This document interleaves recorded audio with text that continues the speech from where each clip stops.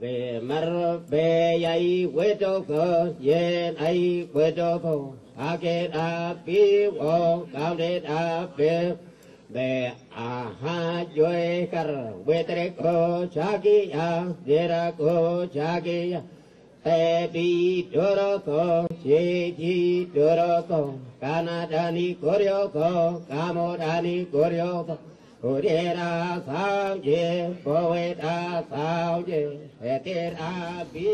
Consideraciones jurídicas respecto a la violación sistemática de los derechos colectivos de los pueblos indígenas a luz del derecho internacional.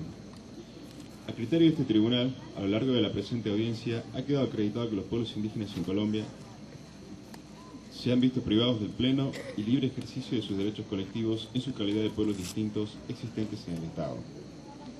Esta determinación reposa sobre los principios rectores del derecho internacional, especialmente del derecho internacional de los derechos humanos.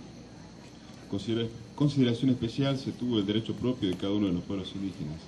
Los derechos colectivos en cuestión, entre otros, están constituidos por el derecho a la libre determinación y al autogobierno como pueblos, así como por el derecho colectivo de propiedad sobre las tierras y los recursos naturales que tradicionalmente poseen u ocupan, ubicados dentro de sus territorios.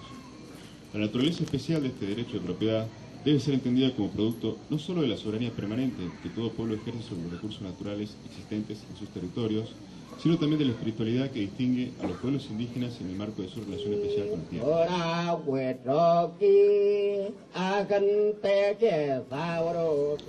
Ahora comenzaré a hablar sobre las violaciones específicas a estos derechos colectivos.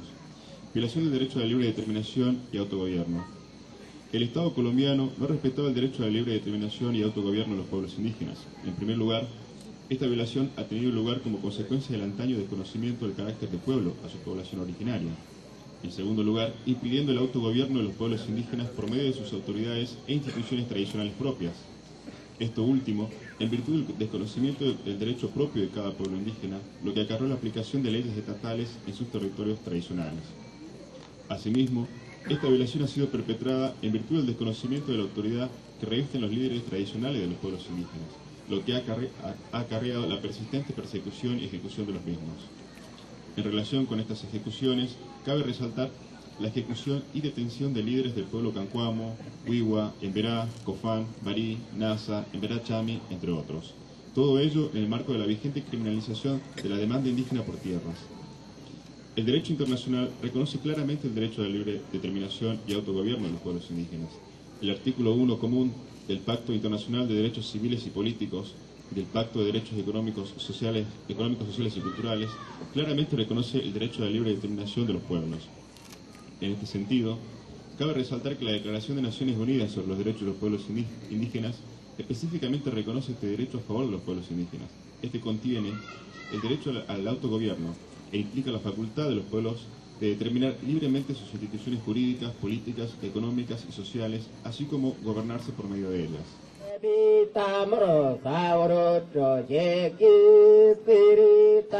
Violación del derecho colectivo de propiedad sobre la tierra. En opinión de este tribunal, este derecho ha sido lesionado por el Estado colombiano por medio del desconocimiento de la calidad de propietario de los pueblos indígenas sobre la tierra que tradicionalmente poseen u ocupan. En primer lugar, esto ha tenido lugar por medio de la aplicación a los pueblos indígenas de leyes domésticas, tales como el Código Civil, que reposan sobre la propiedad privada individual de la tierra. Como corolario de esta aplicación, el Estado supeditó el reconocimiento de la titularidad del derecho de propiedad a la existencia de un título de dominio. En segundo lugar, por medio del desconocimiento del carácter de propietario a los pueblos indígenas basándose en la mera posesión ancestral de sus tierras. En tercer lugar, por el retardo injustificado en la entrega de títulos de propiedad sobre las tierras en el marco del procedimiento administrativo creado para tales efectos por el Estado colombiano. Conforme a lo expuesto ante este tribunal, existen más de 400 solicitudes de constitución de resguardos ante la Unidad Nacional de Adecuación de Tierras Rurales y la Dirección de Etnias del Ministerio del Interior. Finalmente, el libre y pleno ejercicio de este derecho ha sido obstaculizado por medio del desplazamiento forzado al que fueron expuestos los pueblos indígenas en Colombia, así como por el bombardeo de diversos territorios indígenas tradicionales. En el caso de la comunidad Sayudamaxa, la Corte ha concluido respecto a la posesión de tierra por parte de pueblos indígenas que, primero, la posesión tradicional de los indígenas sobre la tierra tiene efectos equivalentes al título de pleno dominio que otorga el Estado. Segundo, la posesión tradicional otorga a los indígenas el derecho a exigir el reconocimiento oficial de la propiedad y su consecuente registro. Tercero, los miembros de los pueblos indígenas que por causa ajenas a su voluntad han salido o perdido la posesión de sus tierras tradicionales, mantienen el derecho de propiedad sobre las mismas, aún a falta de título legal, salvo cuando las tierras hayan sido legítimamente trasladadas a terceros de buena fe.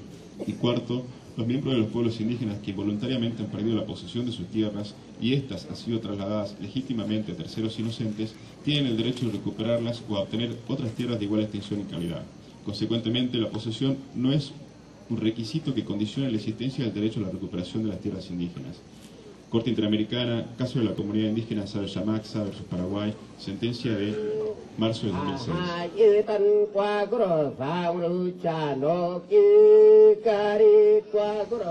Violación del derecho colectivo de propiedad sobre los recursos naturales. El derecho colectivo de propiedad sobre los recursos naturales ha sido lesionado por numerosos permisos de exploración minera, petrolera, maderera y sobre la biodiversidad que fueron concedidos por el Estado colombiano sin considerar a los pueblos indígenas como propietarios de los mismos.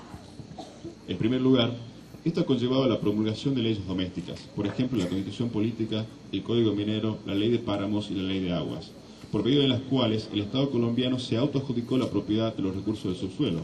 En segundo lugar, y como corolario de lo primero, esto ha acarreado la concesión de permisos de explotación minera sin la realización de consultas previas y o con la realización de consultas pero de mala fe.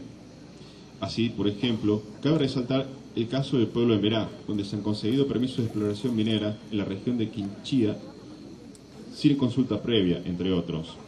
En los casos del pueblo Barí y del pueblo Emberá Chocó, entre otros, se han realizado consultas de mala fe, en la medida que empresas mineras ingresaron al territorio recolectando las firmas de los miembros de sus comunidades, las cuales luego fueron usadas para dar por acreditada la consulta previa. Tal consulta, al decir de los testimonios, en realidad nunca existió por cuanto no se proveyó en tiempo y forma la debida información al respecto. En este sentido, este tribunal considera necesario resaltar que los pueblos indígenas, en su calidad de pueblos distintos, deben ejercer soberanía permanente sobre aquellos recursos naturales, tanto del suelo como del subsuelo, que existen dentro de sus territorios. En su informe sobre la soberanía permanente de los pueblos indígenas sobre los recursos naturales, la relatora especial de Naciones Unidas, Erika Indayas, destacó que la relación especial de los pueblos indígenas con la tierra se inscribe en el marco de la soberanía permanente que tiene todo pueblo respecto de aquellos recursos naturales existentes dentro de su territorio.